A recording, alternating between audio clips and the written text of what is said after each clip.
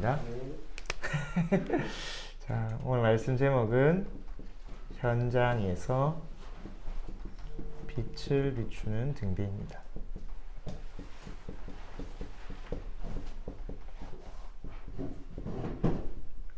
원래 오늘 본문을 요한복음도 1장 1절에서부터 읽었어야 되는데 읽으면 기니까 줄였는데 1장 1절에서 12절까지, 그리고 원래 이사야서도 60장 1절에서 22절까지 읽었어야 됐기 때문에 본문 말씀 이렇게 하도록 하겠습니다. 여러분이 이제 각자 현장이 있죠. 하나님이 계속해서 여러분을 망대로 부르셨다는데, 여러분 어떤 망대냐? 우리 망대도 여러 가지 종류가 있잖아요. 뭐 성에 쌓아둔 방어하는 방어탑도 있고, 또 우리 산에 세워둔 산불 관리 탑도 있고. 그런데 하나님께서 계속 여러분이 뭐라고 말씀하시냐? 여러분은 빛을 발하는 망대다, 등대다. 그래서 여러분의 그 빛을 보고 사람들이 와서 안전함을 얻고 평안을 얻는다고 말씀하고 계시죠. 그래서 요한복음 1절에 보면 그 빛이 누구냐? 참빛, 곧 세상에 와서 비추는 빛이 하나님이신데 그분이 예수 그리스도다. 그 빛을 자기 백성들은 영접하지 아니하였다. 그래서 빛이 없으니까 어둠이 덮쳤겠죠. 근데 그 빛을 영접하는 자, 곧 그 이름 믿는 자에게 하나님의 자녀가 되는 권세를 주셨다고 말씀을 하십니다. 그래서 우리에게 있는 그 빛을 가지고 우리 뭐만 하면 일어나서 빛을 발하라고 말씀하신 후에, 현장이 세상이 빛이 없는 어두움에 덮여있기 때문에. 그래서 여러분 왜 제목에 현장에서라는 말을 붙였냐? 여러분 지금 이제 학업 현장, 또 직장 현장, 업의 현장이 있죠. 그래서 여러분이 현장은 어떤 현장이냐? 오늘 이사야에서 나온 대로 흑암에 덮인 현장입니다. 여기서 말하는 흑암, 우리 뭐 물리적으로 말하는 그 흑암이 아니겠죠. 영적으로 완전히 흑암에 덮여버린 현장입니다. 완전히 사단에게 장악된, 사단이 다스리는 현장이죠. 그래서 성경은 말하기를 이 세상이 어떤, 요한복음 16장 16절에 세상 임금이 사단이다. 고린도후서 4장 4절에 세상 신이 사단이라고 했죠. 그래서 사단이 뭘 하냐? 그리스도의 빛이 비추어지지 못하게 어둠을 가리고 또 어둠으로 온 땅을 덮고 있다 하셨습니다. 그래서 이 현장에 완전히 흑암이 이제는 문화가 되어서, 특히 이 흑암 문화가 가장 심각한 데가 대학 현장이죠. 대학에서 가장 쉽게 타락하고, 대학에서 가장 쉽게 범죄에 물들기도 하고, 대학에서 모든 흑암의 문화가 퍼져나가고 있죠. 그래서 여러분이 있는 그 현장이 가장 어두운 현장이. 그런데 그렇기 때문에 그 현장이 가장 빛이 필요한 현장이고, 여러분 밤에 한밤중에 정말 깊은 산속에 오면 작은 빛이라도 멀리서 보이거든요. 여러분 조금만 빛을 누리고만 있으면 여러분이 있는 현장에 빛을 발하게 됩니다. 그래서 사도행전 13장, 16장, 19장처럼 모든 정치, 경제, 문화, 거기에 흑암이 잡고 있죠. 그래서 여러분 또 우리나라 여러분이 곧 가야 될 군대도 굉장히 흑암이 강해요. 흑암이 어떤 형태로 나타나냐? 결국은 사람을 죽이는 형태로 나타나요. 그래서 여러분이 흔히 말하는 부조리, 그런 것들이 완전히 사람을 죽이는 거죠. 또 남에게 해를 끼치고 남을 괴롭히고 사기치거나 누군가를 억압하거나 그런 모든 문화들. 그러면서 만약에 창세기 3장 6장 11장의 물질 중심, 육신 중심으로 타락하도록 만들고 하나님을 떠나도록 만드는 흑암의 문화가 여러분 있는 현장에 있습니다. 그래서 여러분도 모르게 내가 빛을 누리지 못하면 나도 모르게 흑암이 나를 막 자꾸 덮어요. 빛을 가려버려요, 하나님과 관계를. 그래서 나도 모르게 내가 무언가 열심히 해서 노력해야 돼, 성공해야 될 것처럼 내가 무언가 노력하고 성공하고 해야 돼서 만들어 가야 돼요. 창세기 3장, 6장, 11장, 사도행전 16장, 19장, 19장으로 계속 현장에서 여러분을 붙잡고 있죠. 그러다 보니까 현장은 지금 어떻게 있냐? 재앙지대가 되어 있어요. 그렇겠죠. 여러분, 우리 주변 지역에도 비슷한 것 같아요. 무언가 빛이 비쳐서 밝은 지역, 밝고 번화하고 그런 지역에 있는 방면에 뭔가 어두운 뒷골목에는 범죄가 일어나고 그렇죠. 근데 사실은 그게 영적인 게 그대로 투영된 거예요. 그 지역의 영적인 분위기가 빛이 가득한 지역은 살아나는데 어두움이 가득한 지역은 저주와 재앙과 범죄들이 계속 오게 되죠. 그래서 요한복음 8장 44절 사단이 주인된 데는 반드시 그 사단의 종로를 타는 사람들이 너희 아비의 욕심대로 행한다고 했어요. 누가복음 16장 19절에 31절대로 아무리 화어롭게 살아가지만 결국엔 지옥에 간 부자와 같이 지옥 배경에서 살아가면서 현장이 어떻게 되느냐? 지옥이 되어가고 있어요. 지옥 같은 삶을 살고 있죠. 그래서 하나님이 여러분을 어떤 존재로 부르셨냐? 빛을 비추는 망대 등대로 불러주셨습니다. 여러분을 등대로 이 어두운 가운데 빛을 보고 찾아오도록. 그래서 베드로는 이렇게 고백했죠. 베드로전서 2장 9절에 너희는 택하신 족속이요 왕같은 제사장이요 거룩한 나라요 그의 소유가 된 백성인데 왜 불러서 그의 소유를 삼았냐? 너희를 어두운 데서 불러내어 그의 기이한 빛에 들어가게 하시니 아름다운 덕을 선포하게 하려 하십니다. 여러분, 그 빛에 들어간 여러분이 또 다른 사람에게 빛을 비출 수 있도록 여러분을 불러주셨습니다. 그래서 여러분 안에 있는 빛, 빛은 여러분 광원이 중요해요. 어렵지 않죠. 빛의 소스거든요. 그래서 광원에 따라서 레이저도 다 달라지고 여러분 형광등도 그 안에 어떤 재료에 의해서 빛을 발현해서 빛의 색이나 또 빛의 성질이 달라지죠. 그런데 여러분에게 있는 광원은 누구냐? 그리스도예요. 여러분에게는 그리스도의 빛이 여러분 안에 있습니다. 왜냐하면 여러분이 그 빛을 영접했기 때문에. 요한복음 1장 9절에 참빛 곧 세상에 와서 각 사람에게 비추는 빛을 영접하는 자 곧 그 이를 믿는 자에게 하나님의 자녀가 되는 거죠. 그리스도의 빛은 어떤 빛이냐? 여러분에게 생명을 주는 빛이에요. 요한복음 1장 4절 말씀대로 이 생명은 사람들의 빛이라. 예수 그리스도 안에 있는 생명이 사람들을 밝게 또 어두운 데서 길을 찾게 해주는 생명의 빛이다. 또 창세기 보니까 하나님이 흑암 혼돈 공허 가운데 빛을 비추어 주셨죠. 빛이 있으라. 이 빛은 여러분 있는 현장에 흑암 혼돈 공허의 삼재앙 속에 있는 사람들을 건져내는 창조의 빛입니다. 그러면서 여러분을 통해서 어두움이 물러가는 오늘 우리가 고백한 찬양대로 여러분에게 영광의 빛을 여러분 위에 어떤 누구의 여호와의 영광이라고 했어요. 그래서 이사야 60장 1절에서 3절의 말씀대로 여러분에게 하나님의 영광의 빛이 임하여 있다고 말씀해요. 그래서 뭐 하면요? 일어나 빛을 발하라. 다른 말로 내게 임하여 있는 빛을 누려라. 그러기 위해서 하나님 우리에게 중요한 것을 주셨는데 그건 좀 이따 보고. 그래서 베드로전서 말씀대로 이 빛은 여러분을 어둠에서 건져내는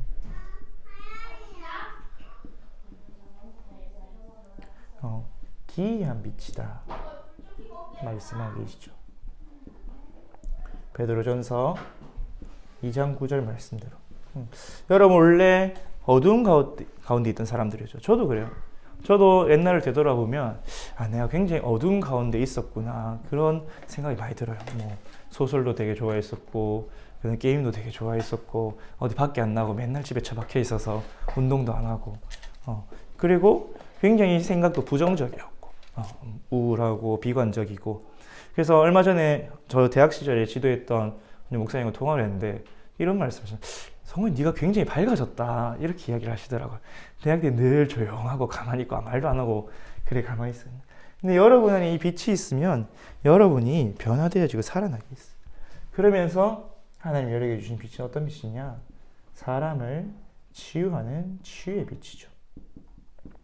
말라기 4장 2절에 여호와로부터 나오는 치유하는 광선이 비춰질 때 그 병든 사람들이 외양간에서 나온 소금강지가 뛰는 것처럼 강건해진다고 이야기했죠. 여러분을 통해서 전달된 이 그리스도의 빛, 그래서 생명의 빛, 창조의 빛, 영광의 빛, 그 기이한 빛, 치유하는 그리스도의 빛이 여러분 안에 있어요. 그래서 여러분은 이 빛을 먼저 누리면 돼요. 그래서 빛을 누리는 등대입니다. 먼저 빛을 비추기 전에 내 안에서 빛이 생성이 되어야 되죠. 맞죠? 여러분이 불을 켜기 위해서도 전기가 들어와야 불이 들어오고, 또 뭐 나무를 태워서 빛을 내도 불을 내야 되죠. 그러면 내가 먼저 빛을 누리면 됩니다. 그래서 오늘 본문에도 이사야서 60장 1절에 일어나라 빛을 발하라 라고 이야기했죠. 그래서 여러분이 이 여러분 안에 있는 빛을 누리면 어떻게 되냐? 여러분 현장에 먼저 영적 분위기가 바뀌어요.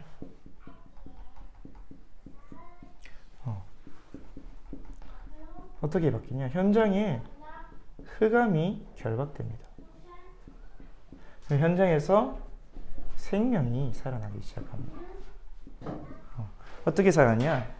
여러분이 전에는 현장이 지옥 같다라는 말이 들려왔는데 이제는 천국 같다라는 말이 들리기 시작할 거예요. 저는 군대에 있을 때 군대가 좀 지옥 같았거든요. 지옥을 빨리 발음하면 지옥 같아요. 그래서 여러분 실제로 현장의 영적 분위기가 지옥 배경이면 지옥 같아요. 힘들고 어렵고 죽고 싶고 살기 싫고 그런데 문제와 고통은 끝나지가 않고, 그런데 그 현장에서 여러분이 빛을 발하면 어떻게 되냐? 현장의 영적인 분위기가 바뀌어요. 이제 점점 살만해져요. 현장 가는 게 뭐 할만한 애도 되고, 그 다음엔 재밌는 애도 되고, 그 다음부터 현장을 가는 게 이제 기대가 되고 재밌어져. 그러면은 현장이 가는 게 즐겁겠죠. 우리 어린이집 뭐 교사 랩런트들 만나보면 애들이 너무 극성이어서 어린이집 가기 싫다고 했다가 근데 또 기도하고 가보면 애들이 너무 귀엽고 사랑스럽고 또 가고 싶다 했다. 그런 포럼을 자주 듣거든요. 여러분이 현장의 영적 분위기에 따라서 여러분 현장이 지옥 같을 수도 있고 천국 같을 수도 있어요. 왜? 영적 배경이 임하기 때문에. 그래서 여러분이 주위에 만남이 생기기 시작해요. 왜? 이 빛을 보고 모이니까. 이사야 60장 3절에 나라들은 빛으로 왕들은 비친 내 광명으로 나아오리라. 여러분 주변에 이 빛을 보고 사람들이 모이기 시작해요. 여러분에게 말을 걸기 시작하고 여러분에게 관심을 가지기 시작하고. 근데 때로는 이 관심이 괴롭힘으로 나타날 수도 있어요. 우리 특히 군에 가는 친구들 괜히 나를 괴롭히는 선임이 있다? 관심의 한 종류일 수도 있어요. 우리 유치원 때 남자애들이 막 마음에 드는 여자들 괴롭히듯이 확인해 보는 거예요. 제가 뭔가 진짜 다른가? 다르지 않나? 나와는 뭔가 다른 것 같은데? 그렇게 관심을 가지고 모이기 시작합니다. 여러분이 이 빛을 누리기 시작하면 어떤 응답이 오느냐? 또 여러분 주변에 분명히 빛의 경제가 회복되어져요. 이 빛의 경제는 결국 어떤 경제냐? 사람을 살릴 수 있도록 하나님이 허락해 주세요. 근데 오늘 이사야서 안 읽었지만 60장 4절에서 22절에 보니까 먼 나라에서 재물들을 싣고 온다고 그랬어요. 그렇겠죠, 여러분. 사람들이 그토록 찾아 헤매던 답을 가지고 있으면 경제가 문제는 아니겠죠. 그래서 여러분에게 이 빛을 누리고 살릴 수 있도록 모든 것을 허락해 준다. 결국 나를 살리고 만남을 살리고 현장을 살리는 그 응답이 여러분에게 있게 됩니다. 언제?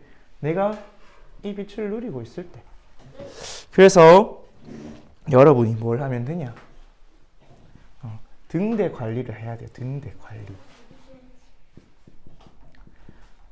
여러분이 빛을 가지고 있어도 이 빛이 등대가 제대로 없으면 빛을 비출 수가 없겠죠. 시설이 낡거나 안 그러면 뭐 채광창이 먼지가 껴서 빛이 제대로 투과가 안 되거나. 그래서 여러분 제일 먼저 나의 영적 상태부터 점검해 보세요.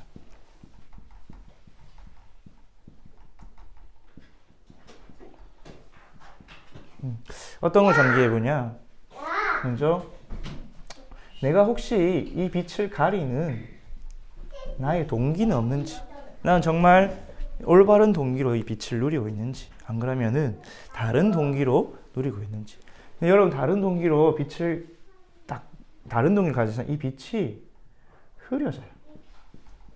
마치 등대에 빛을 비추는 렌즈가 있는데 그 렌즈에 먼지가 끼고 오물이 끼듯이 여러분이 가진 그 동기, 욕심, 틀린 색깔이 여러분의 그 빛을 마치 혼탁한 유리창처럼 렌즈처럼 그렇게 만들어버려요.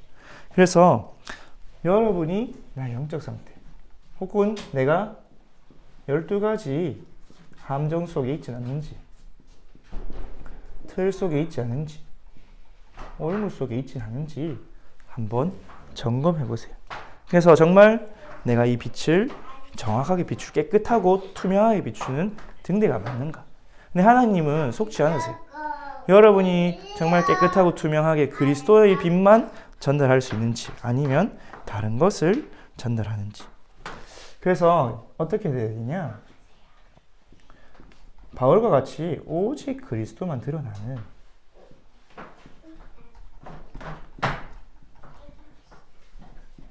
그 상태가 돼야 돼요. 바울이 사도행전 17장에 데살로니가 건너서 아테네로 갔을 때 전도했을 때 자기가 가진 지혜, 지식, 자기의 능력으로 전도를 했어요. 아테네에서.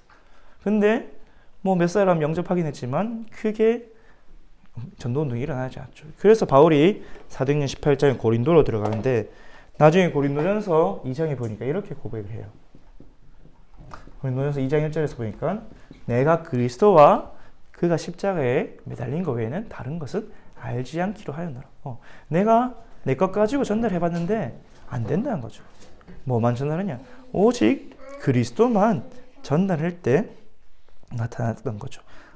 고린도서 2장 1절에 보니까 형제들아 내가 너희에게 나아가 하나님의 증거를 전할 때에 말과 지혜의 아름다운 것으로 아니하였나니 내가 너희 중에서 예수 그리스도와 그가 십자가에 못 박히신 것 외에는 아무것도 알지 아니로 작정하니.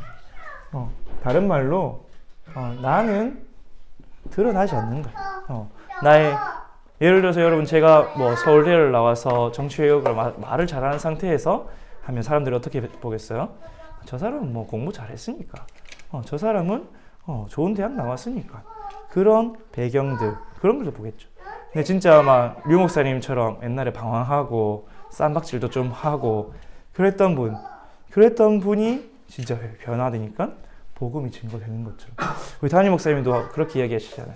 내가 옛날에 구제도 했고 봉사도 했고 사회정의운동 다 해봤지만 그거 아니더라. 그래서 오직 그리스도만이 답이더라. 그 결론이 여러분의 날 때 여러분이 선명하고 정확한 빛을 비추게 됩니다. 그래서 여러분 관리를 어떻게 해야 되냐? 하나님이 주신 것 집중하면 됩니다. 다른 것 말고 하나님이 주신 것. 근데 요즘 하나님이 주신 것 오늘 강단에서 나왔던 것처럼 7 망대 누리는 기도 그리고 7 여정을 누리는 기도 7 이정표 누리는 기도를 통해서 계속해서 하나님 내게 주신 빛이 풍성해지도록 더욱더 크고 넓게 비춰가도록 나를 만들어가는 거예요. 그래서 하나님이 나를 절대망대로 세워주시도록 여러분이 나의 등대 관리를 하면 돼요. 그러면은 여러분이 누리는 빛을 통해서 많은 사람들이 돌아오게 되고 회복되고 결국은 뭐가 바뀌냐? 여러분 현장이 완전히 바뀌어요. 전도사님이 미취학 아동일 때 빼고 거의 경산에서 자랐는데 전도사님 경산에서 한 7살 때부터 계속 자랐는데 경산이 되게 시골이거든요. 도농복합도시. 별거 없어요. 우리 창원에도 영대 앞에 살겠지만 진짜 별게 없어요. 근데 어느 날부터 경산이 막 좋아지더라고.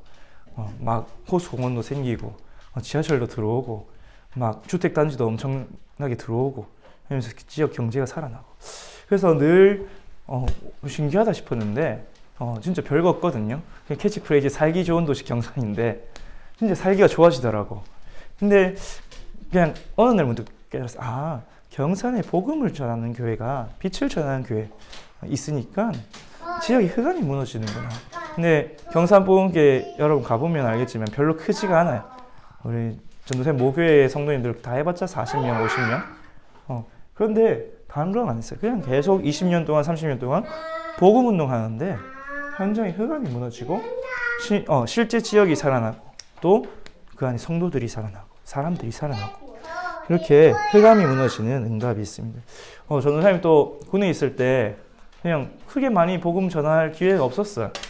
근데 계속 기도하고 예배 누리고 하는데 부대 안에 부조리들이 많이 없어졌어요. 부조리도 많이 없어지고 또 부대 분위기도 많이 바뀌고 그래서 부대 애들이 훨씬 분생이 편해지고 시설도 많이 개선이 되고 그런 것처럼 여러분 안에 빛을 비출 때 현장에 흑암이 결박되어 무너져. 그래서 결론적으로 여러분은 누구냐? 이 빛을 누리고 전하는 파수꾼이. 뭘로? 기도로. 이사야서 62장 6절에서 12절. 근데 이 파수꾼은 어떤 사람이냐? 24시 파수꾼. 종일 종냐? 밤낮으로 여호와를 쉬지 않게. 그래서 여호와께서 일하시도록 하는 파수꾼. 그래서 내 힘, 내 능력이 아니라 내 안에 있는 빛이 비치도록 24시 누리면서 기도하는 파수꾼이다. 그러면은 어떤 일이 일어나냐?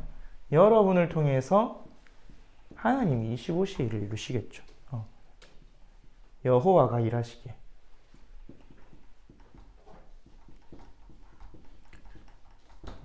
그럼 하나님이 일하시면 여러분을 통해서 어떤 응답이 하냐? 영원한 응답.